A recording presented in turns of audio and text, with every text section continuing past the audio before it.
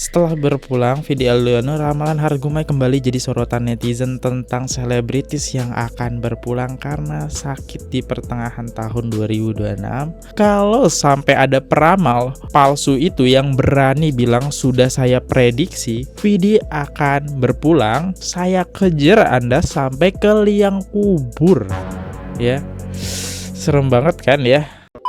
Oke, halo guys, kembali lagi di channel FKR Project yang selalu memberi kalian konten-konten yang menarik dan aktual tentang kasus-kasus yang lagi viral maupun sedang trending di sosial media. Ya, sebelum kita memulai video ini, aku pengen sedikit merekomendasikan salah satu produk dari brand Purbasari. Ini adalah produk buat luluran teman-teman. Ini dipakai saat kalian mandi dan setelah mandi, ini akan terasa kulit kalian akan terasa lebih halus teman-teman. Karena dia sendiri ini bisa mengangkat sel kulit mati. Nah, buat teman-teman yang penasaran sama produk ini, teman-teman bisa langsung aja klik di bawah video ini ya. Hari ini kita bakal ngebahas soal Deddy Corbuzier yang merasa kesel banget ketika ada seorang peramal ya. Peramal yang membahas sosok almarhum Vidi teman-teman ya. Yaudahlah, kita mulai aja daripada kelamaan. Buat teman-teman yang bermampir, jangan lupa guys diklik dulu tombol subscribe di bawah ya. Let's go.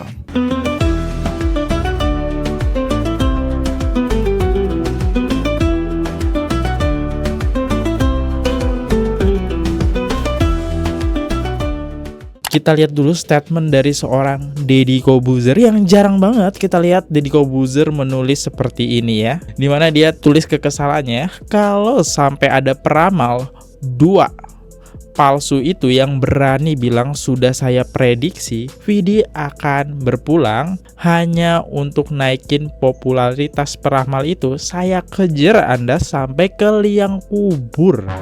Ya, serem banget kan ya. Aku aja bacanya udah serem banget nih, liang kubur. Yaitu sesayang itulah Deddy Corbuzier. Dan kita lihat caption yang dibuat Deddy Corbuzier di sini. Dan aku tidak bercanda. Aku tahu aku bisa melakukan ini. Ya, Deddy Corbuzier punya power di sosial media. Ya, karena ini bakal bermain nih sosial media, face sosial media. Karena ya peramal dipakai buat sosial media ya. Sekarang banyak banget, aku bingung juga. Dan banyak loh yang percaya ramalan itu.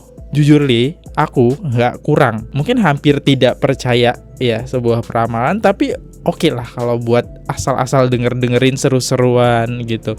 Yuk kita lihat komentar-komentarnya. Orang begitu jangan dikasih panggung bro, fokus on the positive vibe. Ya ini seakan-akan emang bakal mengasih panggung sih ya.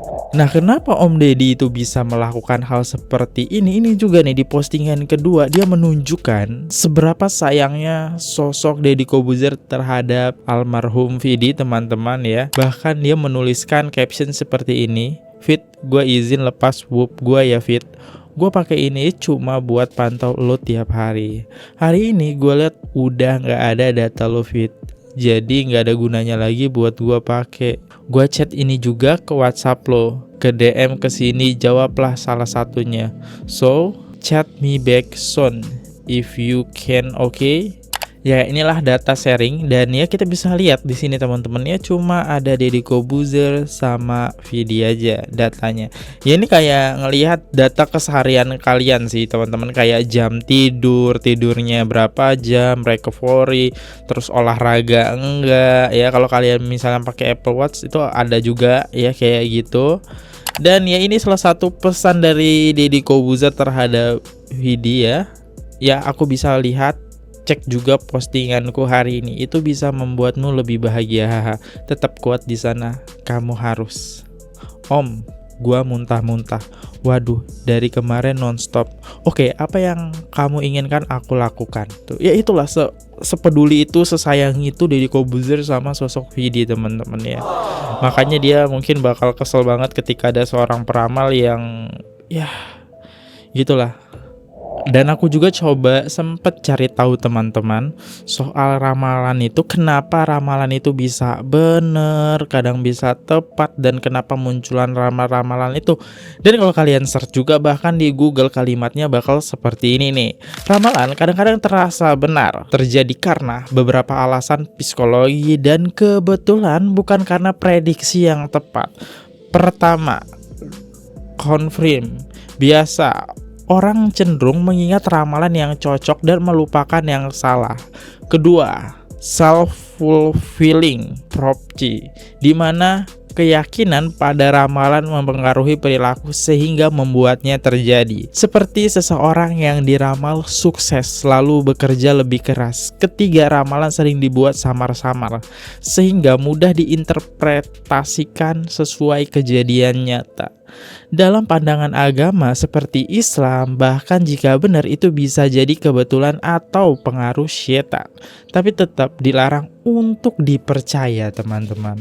Ya, sebenarnya ramalan itu nggak bisa dipercaya. Kalau kalian lihat, seorang peramal nggak akan berani menyebutkan secara gamblang ramalan itu akan terjadi. Pasti dia bakal mengasih tengah-tengah gitu ya. Nah, ketika itu sudah terjadi, dia coba mencocokologikan lah ramalan dia. Ya, itulah seorang peramal yang aku tahu dan aku temukan di beberapa media ya. Itu dia. Karena aku juga bingung, ketika ramalan itu salah, kalian malah nggak menyorotinya. Tapi ketika ramalan itu benar, ya itu langsung deh FYP. Jadi seakan-akan ramalan dia itu benar gitu. Itu menurut sudut pandang aku. Oke, bahkan Deddy Corbuzier juga punya sudut pandang soal ramalan nih. Lu selalu bilang lu nggak percaya peramal. Tapi lu undang peramal. Siapa? Yang punya remote. Gua nggak percaya kan? Kenapa lu undang? Kan gua debat. Oh, lu debat. Gua debat. Berarti lu nggak percaya Enggak. dia punya remote? Enggak. Gua undang, gua debat. Oke. Ya debat nggak marah-marah ya bos ya. Bukan wah lu bohong, nggak gitu ya. Maksudnya debat dengan cara Ya, yang intelektual. Yang intelektual. Yang ada sopan yang santun juga. santunnya ya gua tanya, wah lucu banget ya. Berarti pakai cabai bisa berhenti hujan. Luar biasa. Lu nggak percaya itu? Ada memang dia melakukan itu prakteknya. Ya ada buktinya kemarin gagal. Tapi ada juga yang berhasil, gitu. Ada yang berhasil. Ya kalau sekarang lu lakukan 10 kali, 5 kali berhasil, 5 kali salah, itu bukan berhasil bos. Itu bakaran. Betul. Nah, itu dia. Jadi Corbuzier sangat tidak percaya sama sebuah ramalan. Ini video yang diupload tahun 2022, teman-teman ya. Dan ada juga diupload di tahun 2021 soal ramalan. Terus yang bikin saya kecewa kemarin adalah ketika saya baca bahwa ada peramal gitu. Nggak tahu lah gue ngomong apa ini. Ada peramal yang katanya meramalkan bahwa ada satu pesawat warnanya begini akan jatuh. Tiba-tiba peramalnya heboh di mana-mana, trending di YouTube. That's stupid. Janganlah orang-orang kayak begitu, jangan di...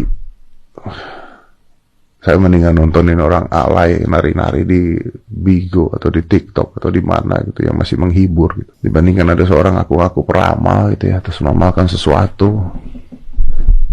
Ya diramalin kan banyak. Teorinya kan tong sampah. Kalau saya ngasih 100 masalah ya, masa satu nggak kejadian.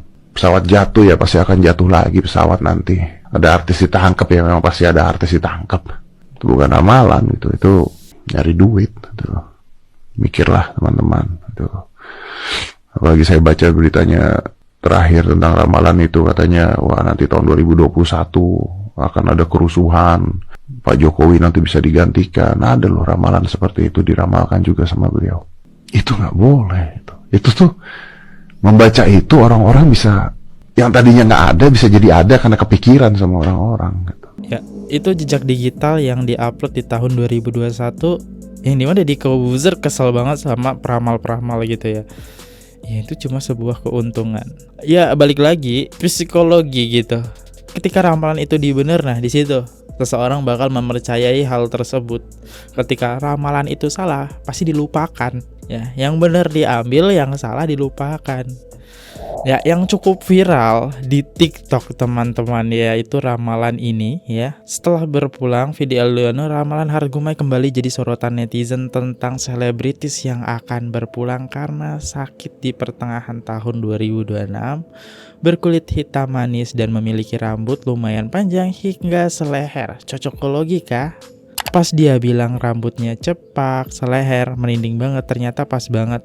Nah, si V mau nggak percaya tapi bener terus tebakannya. Nah kan pas ramalan Hargumai, siapa juga yang sepemikiran dan ternyata bener hari ini Kavi. Tuh lihat guys, efek dari sebuah ramalan akhirnya larinya kasihan ke seseorang, malahan tujuannya. Kalau si V ini udah diprediksi, ini kita tidak menyinggung siapapun ya, tapi netizen di sini arahnya, netizen yang coba mengait-ngaitkan. Kita lihat salah satu netizen yang membahas soal ramalan. Tampil di podcastnya Densu beberapa hari lalu ya. Hargome pernah bilang kalau di 2026 ini bakalan ada seorang sosok selebritis artis terkenal, cowok ya, rambutnya segini gondrong, itu meninggal dunia. Umurnya di 35 ke atas.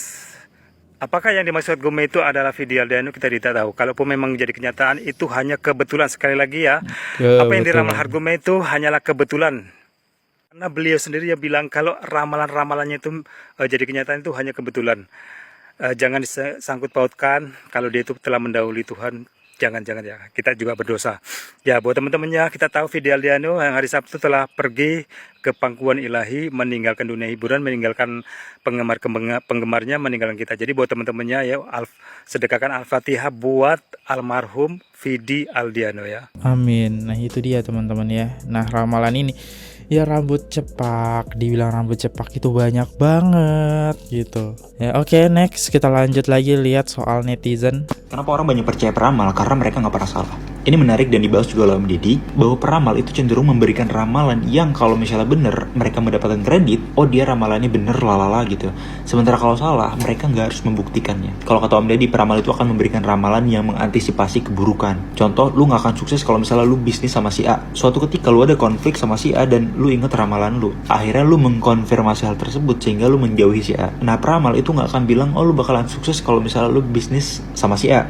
Karena kalau misalnya salah, reputasi peramal itu akan tercoreng. Makanya mereka akan selalu memberikan ramalan yang kalau misalnya salah, mereka aman. Dan kalau misalnya benar, mereka mendapatkan kredit. Untuk kalian gimana? Ya balik lagi ya, berarti dia coba meramal cuma di tengah-tengah gitu kan. Oke, ini juga ada yang coba meramalkan dari segi kelahiran. Wah, ini yang buat aku nggak percaya sih ini ya. Kemarin gue bilang kan bahwa zodiak Aries itu akan mengalami cobaan per tanggal 26 Februari 2026 tahun ini. Karena planet Saturnus itu sedang berada di rasi bintang zodiak Aries. Ya, makanya ketika dengar Vidi Aldiano yang notabene dia adalah seorang Aries dan istrinya Libra, ya itu juga akan menghadapi cobaan. Dan ketika mendengar Vidi Aldiano meninggal, saya mikir oke, memang planet Saturnus itu bekerja ya. Dan juga yang terdampak dengan planet Saturnus itu adalah Libra ya. Buktinya adalah ini ya, buktinya. Coba apa kaitannya planet sama V? Ini udah terlalu jauh. Ini sudut pandang aku ya, tapi kita lanjut dengerin. Ditangkapnya Dr. Richard Lee. Saya pernah bilang juga kan kemarin bahwa hati-hati untuk zodiak Libra. Dr. Richard Lee adalah seorang Libra. Ya, juga akan mendapatkan karma daripada planet Saturnus yang berada di zodiak planet. Aries. Apa hubungannya sama planet? Apa hubungannya sama Dr. Richard? Nah, Aries dan Libra ini selalu bergandengan, berdekatan ya, seperti istrinya Vidi Aldiano yang juga seorang Libra. Jadi hati-hati buat Aries, Libra, itu cobaannya lumayan berat. Dan juga yang terdampak yaitu sesama elemen api ya. Selain Aries juga Sagittarius, dan ada kemarin. Terus juga Leo. Hati-hati juga Leo. Itu aja ya. Dan buat Vidi Aldiano semoga tenang, semoga arwahnya tenang di alam sana ya. Buat istrinya Vidi Aldiano, sabar. Nah, gimana guys? Untuk opini kalian, apakah kalian percaya soal Aries, Libra, Sagittarius, Leo gitu? Jujur, aku nggak percaya. Tapi menarik aja buat ya hiburan aja sih. Yaudah guys, aku undur dulu. Kalau ada salah kata, salah informasi, aku minta maaf banget ya, karena semua data yang aku dapatkan dari sosial media bisa terjadi juga salah ya. Mari kita ambil sisi baiknya, kita buang sisi buruknya dari setiap kasus. See you, goodbye. Jangan lupa klik tombol subscribe. Bye bye guys. Oke guys, subscribe channel FKR Project. Jangan lupa kalian subscribe channelnya FKR Project. Subscribe channel FKR Project. Hai guys, jangan lupa untuk subscribe FKR Project.